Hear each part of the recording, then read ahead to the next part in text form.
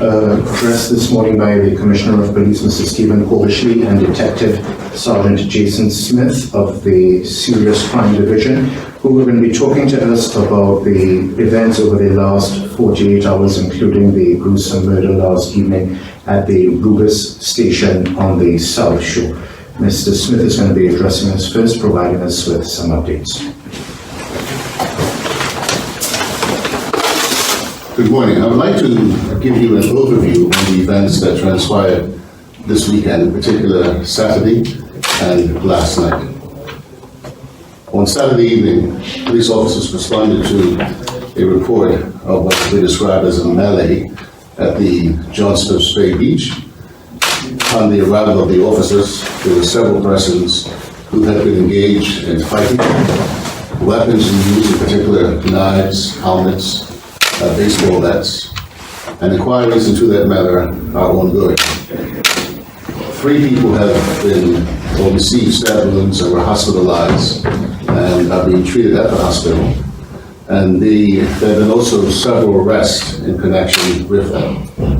We are aware that there are persons who were at the beach who filmed or took photographs of the fight that took place. That film, that video, that footage is important to our investigation, and we would ask that you would make contact with us and provide us with that footage so that we can continue to advance that particular investigation. Following the incident at the John Smith's Bay, police received reports of gunshots that were discharged in the area of the unfinished church in St. George. Police officers responded to that, and after that incident was reported to the police, a man turned up at the hospital with a gunshot wound. That man was taken into surgery. He was treated for his injuries, and the investigation into that is also ongoing. There are a number of inquiries that have been made into that incident, and those inquiries are ongoing as we speak.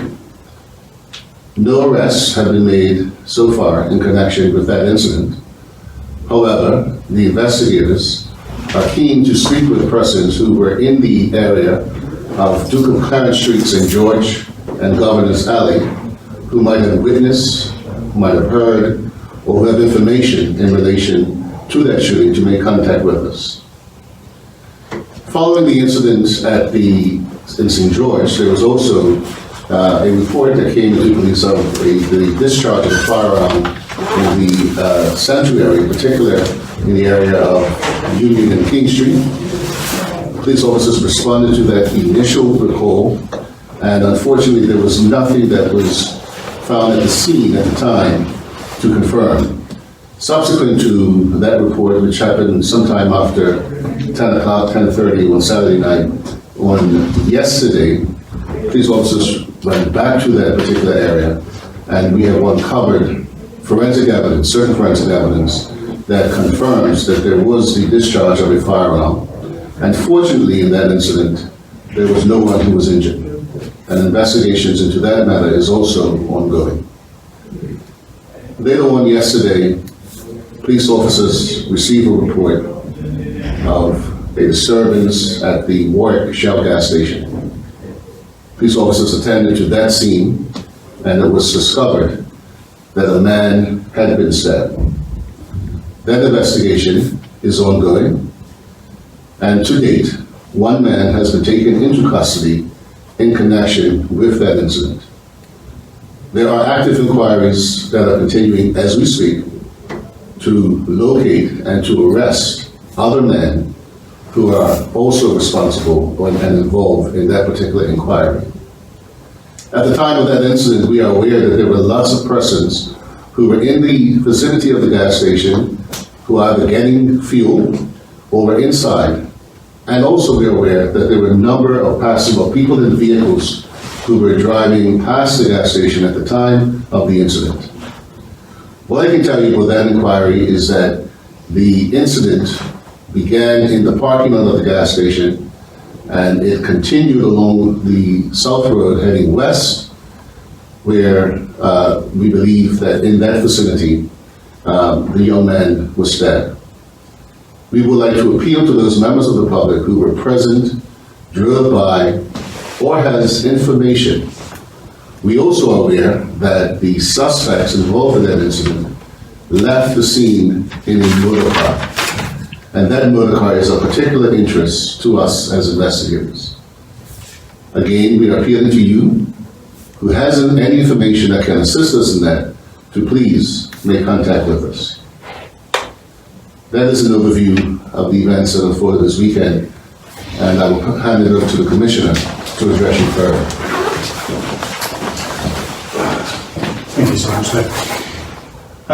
Obviously, it's an extremely concerning weekend. I'm going to try and summarise what this means for the community of the BPS. And as the first example, Sergeant Smith standing behind me, his plan and activity this weekend was searching for Chevelle. Following guidance, information, and some key lines where we hope to be able to locate her on behalf of her family and the community. And the actions of people that have no care for Chevelle, have no care for COVID, have no care for their community, and in one of the instances have no care for another person's life. Those involved are a minority in Bermuda, because Bermuda has demonstrated over the past few months how it can work together as a community, how it has worked together to address COVID, how it has worked together to address issues such as Black Lives Matter. This weekend is shocking, and I'm angry, as no doubt many people in the community are. And my thoughts are with the family of a young man who lost his life last night. That should never happen. We're aware of what's going on with groups. The incident at John Smith's Bay was as a result of a large-scale congregation of people, some of whom were celebrating graduation. There were too many on the beach, and the regiment did their job in protecting people around COVID and moved them away, directed them to disperse. They did not. They congregated in the car park, and as a result, violence took place. They made that decision. They are accountable. Those involved will be arrested and placed before the courts. But it's the shock to families who were there at the time. I've read numerous reports on social media about how upset and how frightened, particularly children, were about what took place. And those involved should be ashamed, but also recognise that they are now going to be subject to a criminal inquiry. The shooting, we are actively investigating, and as I've said before, the BPS do so much to prevent such matters, and we will identify who, why and what took place. The shocking incident at Rubis, the homicide of the young man, is even more abhorrent that it took place in broad daylight when other members of the public were around. Whilst any murder is terrible, to do it in such a fashion that no one else is respected, no one else is a thought, another person's life is completely irrelevant. And we are dealing with people that, irrespective of any excuse, social reasons or otherwise, have behaved at the highest end of criminality, and we will deal with them. What we have done as a response alongside the regiment is increase our resources, working hard against all the investigations. And as Jason Smith has said, we've started to make arrests, and those will continue throughout the day. But our community policing response will be there at the beaches, at the parks, to reassure the public. So what is left of the holiday weekend is safe and people can be confident. That there's going to be a heightened police presence over the holiday weekend. In light of so many incidents happening in quick succession, is that going to end at the end of the holiday weekend, or do you plan to continue with that? I mean, our activity is intelligence-led anyway, and whilst the incidents, it's right that we should put resources out to reassure the public, but also to assist the investigation process around arrests and so forth. I think we will judge over the next couple of days, because we do know a lot of what's going on. Some of those that sit within our community that think they can act under the radar, our message to them is that they don't. And we will place resources at key locations. And also, we've extended our search powers. Clearly the incident last night at Rubis used a knife. Extremely concerned to the appearance of more knives that are being carried. And obviously we've had other incidents, so we'll be searching for those, and people will be dealt with robustly by the courts. I've spoken to the Minister for National Security, who is clear in his position on this, and will work together with the BPS and other departments, and we will place resources where they're needed. With regards to the John Smith Bay incident, there's some concerns expressed about the gathering of people so close to each other. Is there any action that the police can be involved in terms of testing or seeing the effect of possible transmission at that? Well, that's a matter for the Minister for Health, and it's a concern that many have expressed, and I hope, and God forbid, that there hasn't been a transfer during that incident, but the protocols to arrange that are well in place.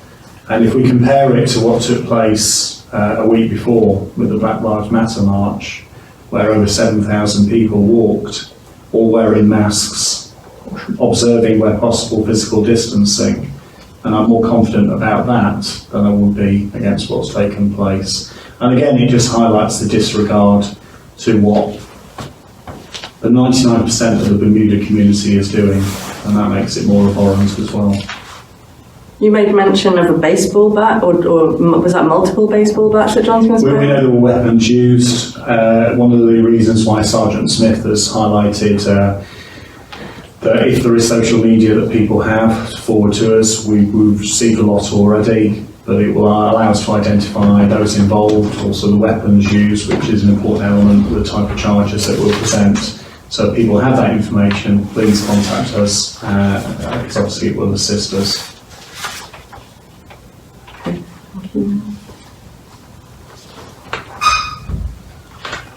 Anyone else? Yes. Mine's for Sergeant Smith. Could you touch on some more how the actions that happened this weekend, how it interrupted the case with Chevelle, and what you will plan to do this weekend in her investigation? Yeah, so the search for Chevelle is continuing. We have not lost pace with that. So the events this weekend, in as much as they have happened, a lot of the searching for Chevelle, it has continued and it will continue. But obviously resources have been diverted to assist in other areas. But that search is still continuing. And once again, we are appealing to those members of our community that have information to make contact with us, because that is very much an active investigation. Thank you. And those are the persons at Johnson Bay. There are a lot of minors, as the report that you guys sent to us. It was 60-year-olds, 70-year-olds, and I want to say it was 21-year-olds that were arrested. But can you tell us more about what would happen in the case of minors being in this position? And what are the legal steps for them? Oh, there are several legal steps for that, and then how we deal with persons under that particular age. There's specific guidelines for that. So yes, we are aware, we are equipped to deal with it. Okay, thank you.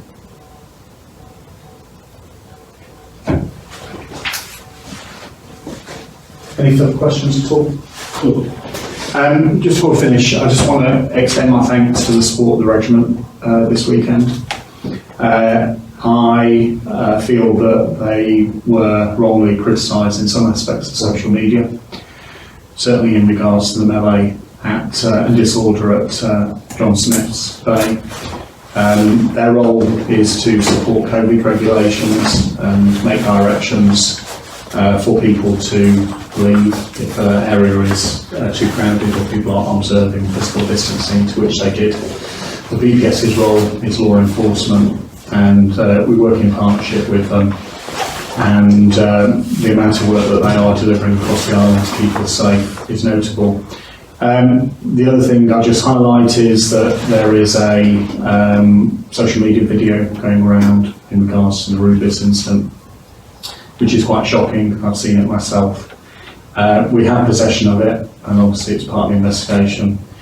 But I ask that, and it's very difficult, because sometimes people won't, but when you look at an incident, particularly where a murder or death has taken place, try and think of the person's loved ones, and you're in possession of something that is extremely distressing to them.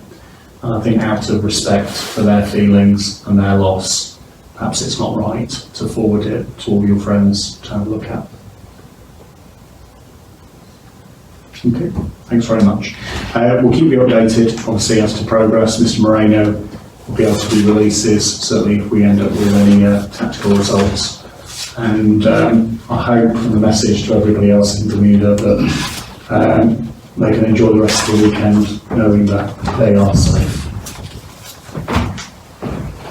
And one last request to the media, we ask that if you have information that you clear it with the Bermuda Police Service before you publish, so as to avoid causing any panic among the public. We had an unfortunate situation which occurred recently, and we want to avoid that happening again in the future. If you need to get in contact with me, you have my cell number 717-1908, and you will have my email gmoreno@bps.bm. So we hope that you will cooperate and let's not cause any undue concern among the community.